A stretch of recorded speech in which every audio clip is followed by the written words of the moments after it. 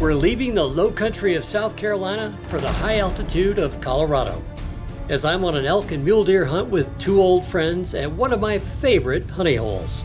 I think the late season deal, these are the animals that have played the game. They're the ones that have eluded muzzleloader hunters, bow hunters, a couple of rifle seasons. And when you finally get one of these things, it's just incredibly satisfying. It's a celebration of our continent's greatest big game hunting on this Sporting Classics. Some adventures are found at the crossroads of epic and unforgettable, and they're best enjoyed with a close friend, a companion who cherishes the sporting life just as much as you do. It's someone who knows the magic contained in the simple phrase, opening day, and who understands that the words hunter and conservationist are one and the same, for we've been giving back for generations. And sharing the outdoors with someone who celebrates the history, the art, and the romance of this way of life makes for a friendship to last the ages. One where the sound of a snickering horse, the crackling of a mountain campfire, the whiff of gunpowder will transport you to that same stirring part of the soul. Welcome to Sporting Classics. That old trusted friend who shares your love of adventure and reminds you of the greatest days of your life.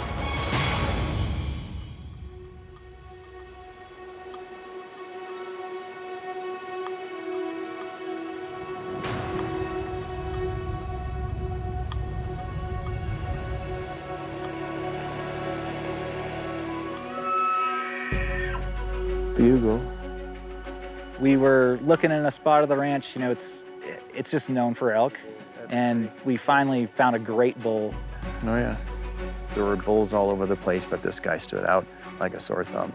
Yeah, that's a good one. He's got some good mass on him. Oh yeah, it does. He looks pretty happy there. Mm-hmm. Let's go get him.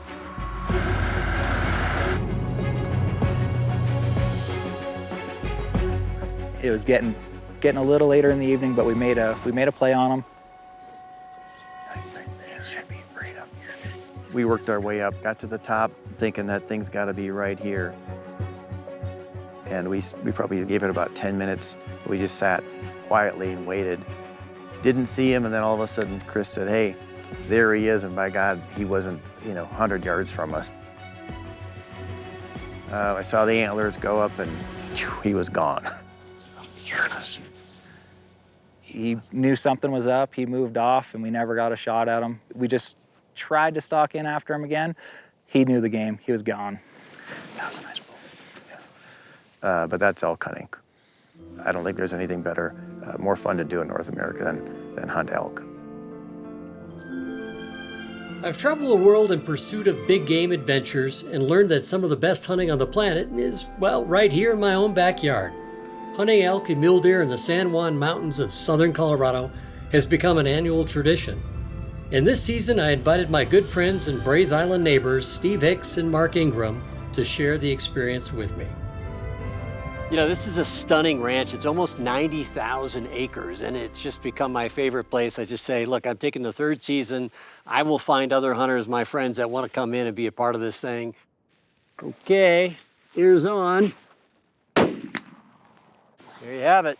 And some would call this a low country to high country hunt, because Brays Island is on the coast of South Carolina, and this is way up in the stratosphere. Yeah. All right, Stevie, go get them.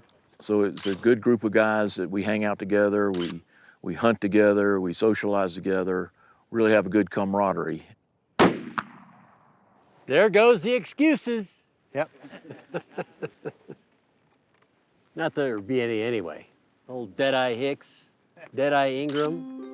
It's buffalo, it's crocodile. Yeah. Isn't this a beautiful ranch? Look at this ranch. You talk about good memories.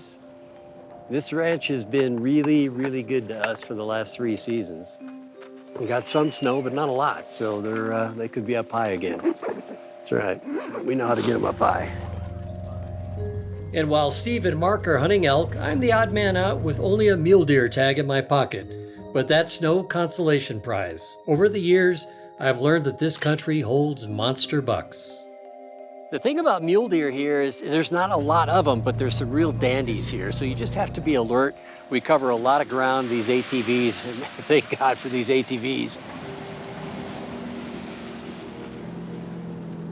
We were cruising kind of later in the morning. It's an area just known for deer for us. And TJ's like, right here, good buck right here. Oh, where are you good? Wait, how he's going. I mean, we can just ease up to roughly where we last saw him. After that, I don't think we should really mess with him much more than that. Start stalking through, fumbling around, tripping over deadfalls, and that buck is just kind of staying ahead of us. So we're just kind of easing up, taking it slow. He never really took off fast. We didn't think we spooked him that badly. Yeah, he's in a big cover right there. He's getting ready to walk again. Pretty low probability with how loud it is to make this one happen. I mean, we can just drop down here and look up real quick, but after that, we might be able to catch him on the road on the other side. We had to put a pretty lengthy stalk on him, played a lot of cat and mouse. I didn't think we were gonna make it happen, and then all of a sudden things just clicked. Right here, right here, right here. Walking straight away, right here. Maybe 100 yards away, 125 yards, something like that. Here he is. And he did the classic one last look mule deer stop, and that's all it took. And he gave us a window, and Chris hammered him, made a great shot, and that was it. that's a pretty buck. That is. You can see how heavy he is. Heavy He's old tall. buck. Yeah, That's what we're looking fantastic. Well, let's go have a look, man. for. And just to, to play that cat and mouse game, close the deal, and get a beautiful monarch of the mountains. That's a heavy old mountain buck. That is a heavy old deer. That heavy antlered, just beefy as could be, full rut buck is why you come this time of year. And Yeah, Heavy old buck. all by himself, all stinky, all rutted up, isn't he? He is. Or is that you? And on 85,000 acres, they only take 2 bucks a year. So the quality, as you might imagine, is pretty good. Yeah. Good work, Chris. Hallelujah, man. You're a lucky charm. Heck yeah, we will take You're a lucky charm. This ranch isn't so bad either.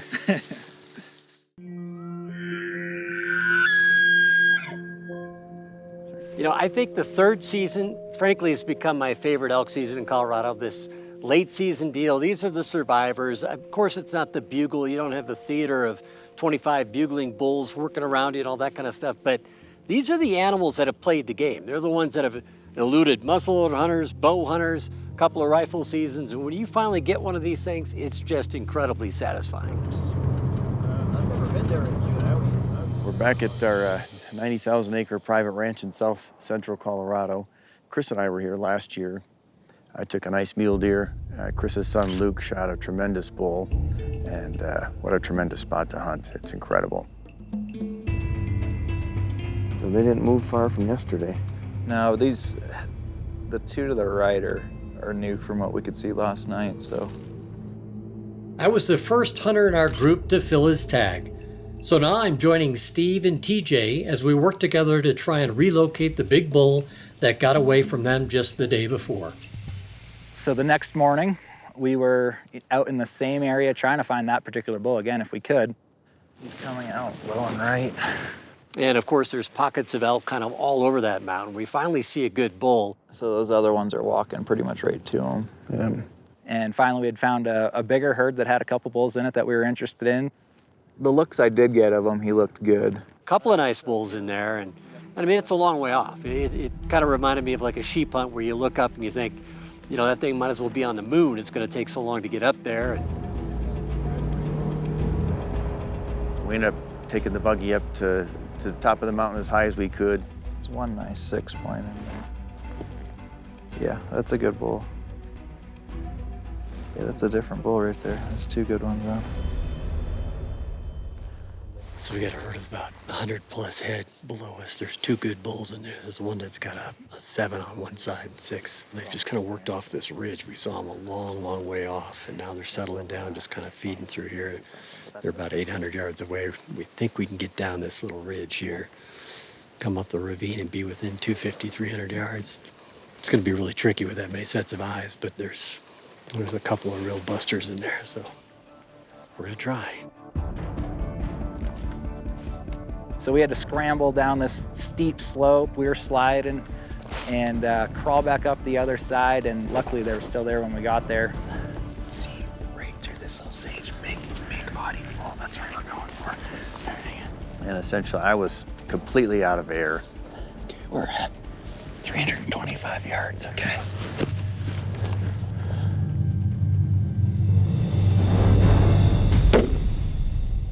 Reload. He's Running left. I don't have him. They're running like he fell, but I did not see it.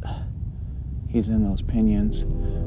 I saw one antler clear the pinions and two went in, so he's just dead right there. I'm thinking I want to see that elk down over there. I was breathing hard. I took a big breath, though. It was fine. Watching a wounded animal move out of sight can be gut-wrenching for any ethical hunter, an experience that Steve knows all too well. I know after that crocodile got away from us last year, it's still in my brain. Last year, I did a crocodile hunt down in South Africa. If you're confident, shoot him. Say, thank you, Tom. Again, quickly shoot him. Again, shoot him again, wait. Don't shoot his skull, shoot him. Got him 3 times with a .375, and I thought it was all over, and we were high-fiving, and next thing you know, the croc slips into the water, and he's gone. And we basically lost him for about 10 days, and I'll tell you, in 40 years, it's the only animal I've never not recovered after a hunt. And it really wears on you, so that's the first animal I've never recovered. Well, I guess we finally did, but... Within days of returning to Bray's Island, Steve and I received the good news that his croc was finally recovered. It all worked out in the end, but we were both hoping that this recovery would be a whole lot quicker. We hustled down, got back up, found one tiny little drop of blood. No. It's bleeding better now. Mm-hmm. So just stay right with me. I know we spent maybe 10, 15 minutes following this tiny little blood trail, and all that was going through my mind is that dang crocodile from last year, so. All this right here. Oh yeah, a lot of blood. He's right at 10 yards. Oh yeah. There he was, looked like he tipped over. So we got one good shot on him. That looks like all it took. Yeah, beautiful bull, perfect shot too. Congratulations. Awesome. So Steve's bull was a very interesting bull. He had a brow tine that actually dropped way down in front of his nose. It's just not a typical trait that you see in elk. Heck yes, Steve. Well done, my man. All right, good work. He was a great 6-point bull. He had a tine broken off that would have made him a 6x7, and he's, beautiful bull. It's what we're looking for here. That brow tine is ridiculous. Oh, that's awesome. Cool. Pretty happy with my trophy. I don't know what he measures, it doesn't really matter. He's a really kind of funky looking animal, and definitely an older bull, so we're happy to get him out of the herd. Well, I'll be damned. Well, now we got time to get Ingram. Yeah. Listen to me. Yeah. We're just getting warmed up here, man. That's right.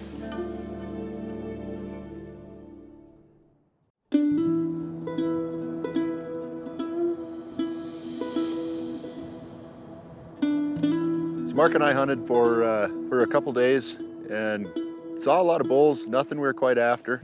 And TJ, his hunters both tagged out. So it allowed TJ to hop in with us and provide an extra set of eyes and an extra set of hands, which can really help on an elk hunt. So you got a good one low in this sage flat. This is my 6th elk hunting trip. The first 5 were unsuccessful. They were all bow and arrow. So I was very frustrated and thought, maybe it's time, just maybe it's time to take a rifle out. He's walking to the right now. You got him walking right? Yep, perfect. First evening, right away, found a good bull. Let's make a play on him. Mark is looking to take his very first elk, but he is no stranger to big game hunting, and he understands what it takes to get into range and make a perfect shot on a massive bull. A year and a half ago, I was fortunate to go to South Africa with Chris and on a plains game and Cape Buffalo hunt. And I was fortunate enough to shoot what I think is a very big buffalo. Okay, in the middle of the chest. Good shot. Again, another hunting experience that I won't soon forget. You trying to get above him or below him? We're kind of gonna try to get right on his level. Level. We spotted a very nice bull elk up in the mountains. Antlers right here. Hear him. We know from our friends who were on a different ridge spotting for us that we came within 50, 60 yards of this elk, but we just couldn't see him because we were in the thick stuff and he was in the thick stuff. Well, we got beat by the buzzer there, Mark. That was close. Timing is everything in elk hunting, and we were just short on that one. We missed them, missed the window by 5 minutes, and it got dark on us. So that evening, we noticed it was, the forecast was rapidly changing. They were, snow was rolling in. We were not expecting it at all. It just, it makes our travel a little bit more difficult. These rangers get around great, but it's still a challenge. So we tried to, hunt some of the timber, hunt some of the stuff that we can actually, stand a chance in where we can't use our eyes. And nothing came together, and that was pretty much the day. It was just snow. We were pretty restricted by the weather.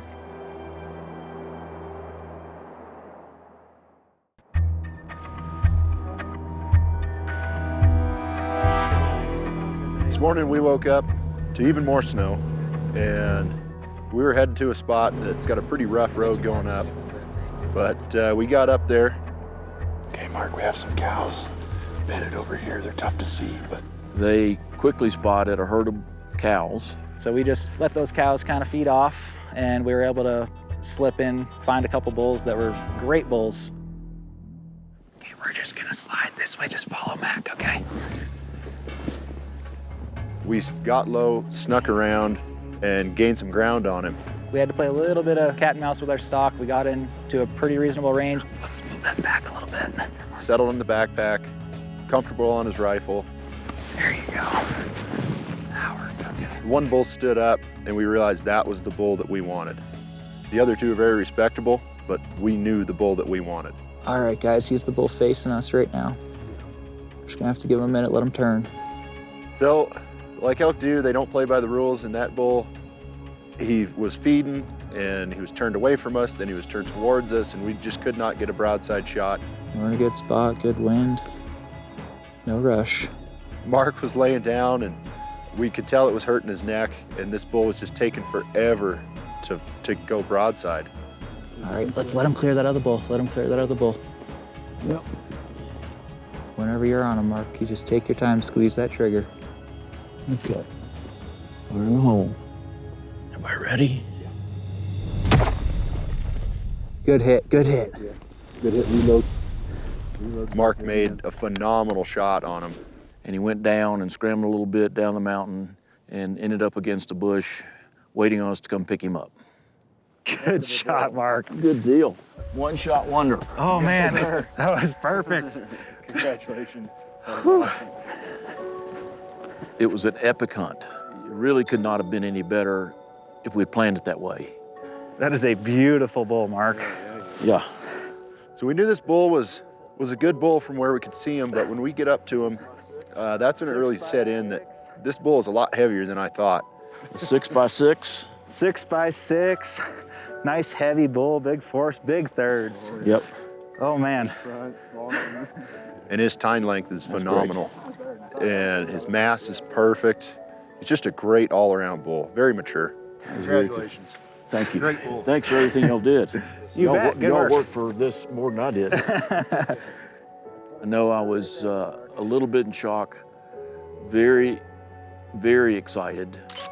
Once again, after 6 years, I finally bagged an elk, and it was a great elk, not just a okay, but a great elk.